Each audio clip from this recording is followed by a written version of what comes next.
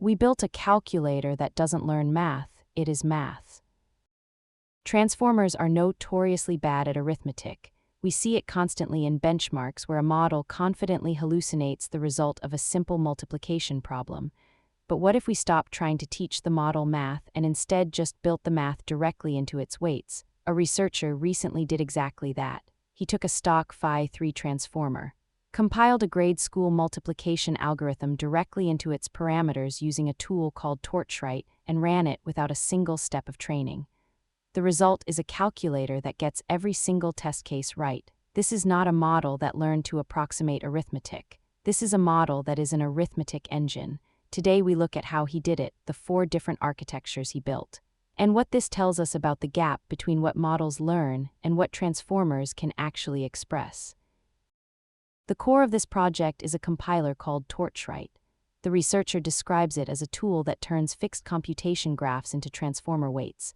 You define the graph in ordinary Python, and the compiler produces the weights of a transformer that executes that graph. There is no training anywhere in the pipeline. Every weight is computed directly from the source graph.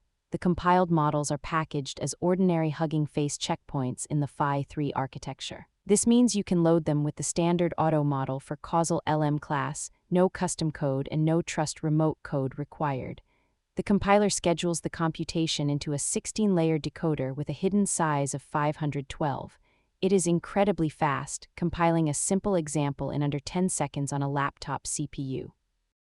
To make this work, the calculator needs a strict input format. It accepts expressions in the form of an operator B, where the operator is addition, subtraction, or multiplication.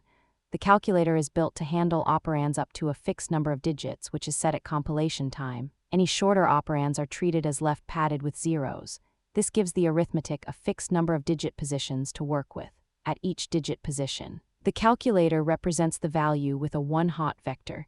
The coordinate assigned to that value is set to 1, and the rest are 0.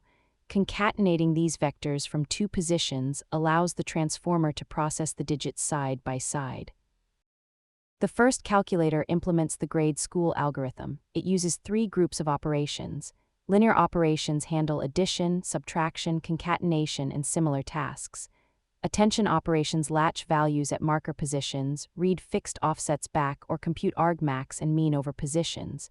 Nonlinear operations handle comparison, selection, and multiplication. These nonlinear operations are built from the transformer feed-forward network activation function. Choosing an activation function is effectively choosing an operation library. The compiler uses ReLU sublayers or gated SWI-GLU sublayers to construct these operations. The graph wires these operations together to propagate carries and compute the final sum, exactly like a human would on paper. The results are stark. The 3-digit calculator gets all 3 million supported expressions right.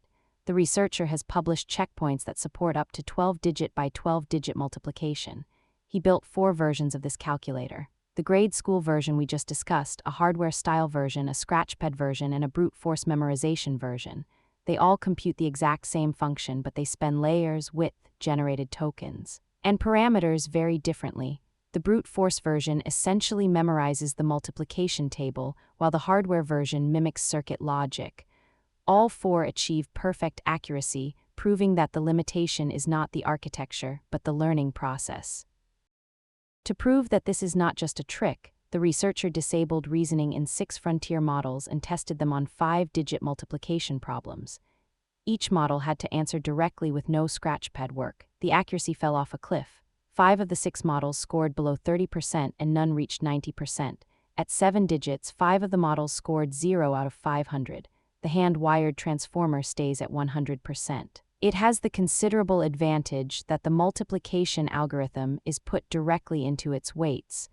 The frontier models are trying to approximate the function, while this model is executing the function.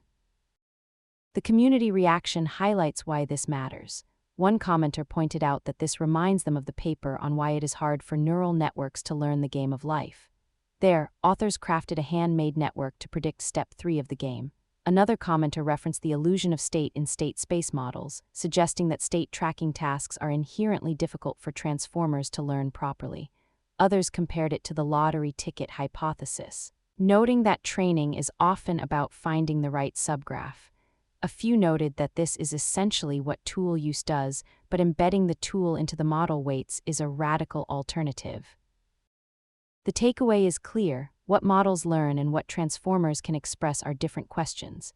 Given a fixed maximum operand length, there ought to be a transformer with the right weights that can multiply every pair of operands exactly. Most research treats this as a learning problem. This project treats it as a compilation problem. It shows that we can bypass the approximation error by baking the logic into the architecture itself. It is a fascinating glimpse into a world where we stop asking models to guess the math and start building the math into the machine.